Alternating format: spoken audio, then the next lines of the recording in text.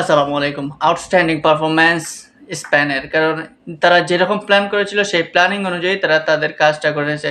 So ফার্স্টেই যদি আপনি থ্যাংকস জানাতে হয় তাহলে স্পেনের কোচ লুইস ডে ফুয়েন্তের কে আলাদাভাবে থ্যাংকস জানাতে পারেন যে আসলে তাদের প্ল্যানটা নিখুঁত ছিল এবং তাদের প্লেয়াররা সেটা দারুণভাবে প্রয়োগ করেছে। আর সেই সাথে এই ম্যাচের যদি মূল নায়ক খুঁজেন তাহলে আপনি স্পেনের গোলকিপার উনাই সিমনকে ধরতে পারেন। অসাধারণ ব্রিলিয়ান্ট পারফরম্যান্স করেছেন উনাই সিমন। আমরা বিগত ম্যাচগুলোতে উনাই সিমনের কাছ থেকে যে পারফরম্যান্স দেখেছিলাম তার দ্বিগুণ পারফরম্যান্স আজকে ঢেলে দিয়েছেন। বড় ম্যাচে কীভাবে খেলতে হয় সেটা কিন্তু তিনি দেখিয়ে দিয়েছেন। তার এই পারফরম্যান্সে স্পেনকে জ্বালিয়ে দিয়েছে আরও।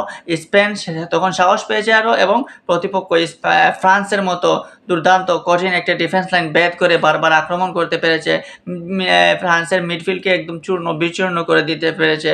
সো এই সাহসটাই কিন্তু উনাই সিমন তার দলকে দিয়ে দিয়েছেন। কারণ তিনি বলে দিয়েছেন, তিনি বুঝিয়ে দিয়েছেন, তার পারফরম্যান্স দেখিয়ে দিয়েছে যে আসলে মিডফিল্ডার কিংবা ডিফেন্ডাররা যদি ফেল হন তাহলে আমি উনাই সিমন আছি তোমাদেরকে সেভ করার জন্য, এবং সেটা কার্যকর করতে পেরেছেন তিনি নিখুঁতভাবে।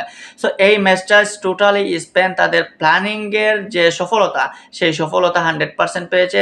দারুণ প্ল্যানিংয়ের সাথে তাদের এই ডিফেন্স লাইন এবং তাদের গোলকিপার উনাই সিমনের পারফরম্যান্স এক কথায় বলতে পারেন 100-এ 100। সেই সাথে কুকুরেল্লে আজকে দেখিয়েছেন তার ব্যালকি।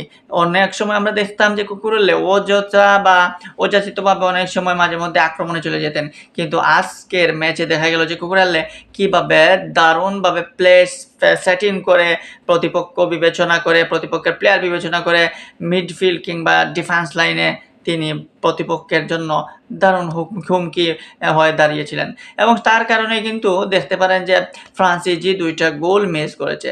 সো কুকুরেল্লে, উনাই সিমন ওরা যখন স্পেনকে এভাবে শক্তভাবে রুখে দিতে পেরেছে, তখন স্পেনের সামনে যদি ফাইনালে আর্জেন্টিনা কিংবা ইংল্যান্ড আসে তাহলে তাদের জন্য বড় রকমের একটা চ্যালেঞ্জ অবশ্যই রয়ে গেছে।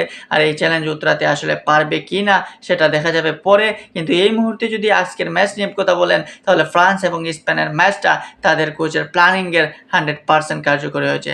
প্ল্যানিং ছিলই অলিসে এবং দেমবেলেকে সুযোগ করে না দেয়া।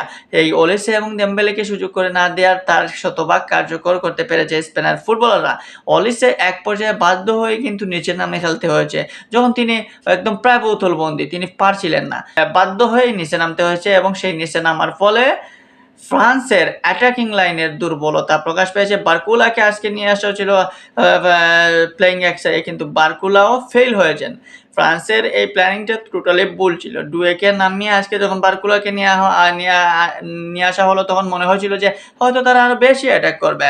এক সাইডে বারকুলা, অন্যদিকে অলিসে, আবার উসমান দেমবেলে, এমবাপ্পে, চারটা অ্যাটাকার দেখে শুরুতেই হয়তো স্পেনে ঘাবড়িয়ে গিয়েছিল, কিন্তু না, পরবর্তীতে দেখা গেল যে আসলে স্পেন তারা যেভাবে খেলছিল, তারা যে প্ল্যানিং করে প্রতিপক্ষ বিবেচনা করে, ফ্রান্সকে বিবেচনা করে, তারা অলিসে দেমবেলেকে বন্দি করার জন্য যে প্ল্যানিংয়ে খেলছিল তারা সেখানে শতভাগ সার্থক হয়েছে। সেই সাথে আরেকটা জিনিস, আপনি লামিন ইয়ামালকে আপনি হয়তো দেখেছেন মাঠে যে তেমন একটা বল পান নাই, বা যখন বল পেয়েছেন তখন কি করেছেন, যখনই তিনি বল পেয়েছেন তখন কিন্তু এফেক্ট সৃষ্টি করতে চেয়েছেন।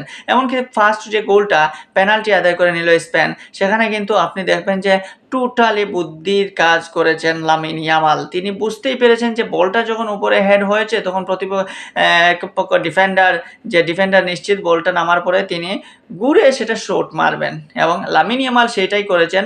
তিনি বাধ্য হয়ে ওই প্লেয়ারের শরীরের সাথে এগিয়েছেন এবং সেখানে তিনি ফাউলটা আদায় করে নিতে পেরেছেন। সো এটা একটা বুদ্ধির খেলা, এবং এই বুদ্ধির খেলার কারণেই কিন্তু মূলত পেনাল্টি পেয়ে স্পেন শুরুতেই এগিয়ে যায়, এবং এখানে দারুণভাবে প্রতিপক্ষের যে ডিফেন্ডার সেই ডিফেন্ডার বুকা বনেছেন ওই লামিন ইয়ামালের কাছে বলতেই হবে।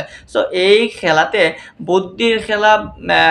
বুদ্ধি এবং প্ল্যানিং মিশ্রিত একটা যে দারুণ ফুটবল খেলা দেখিয়েছে স্পেন, সেই খেলার কারণেই আপনি স্পেনকে এবার ফাইনালে দেখতে পাচ্ছেন। যেহেতু ফাইনালে স্পেন গেছে, সুতরাং প্রতিপক্ষ ইংল্যান্ড হোক কিংবা আর্জেন্টিনা হোক, তাদেরকে কিন্তু রুখে দেওয়ার মতো সাধ্য এই স্পেন টিমের আছে। সো অপেক্ষায় দেখুন আসলে ফাইনালে স্পেনের প্রতিপক্ষ কে হয়।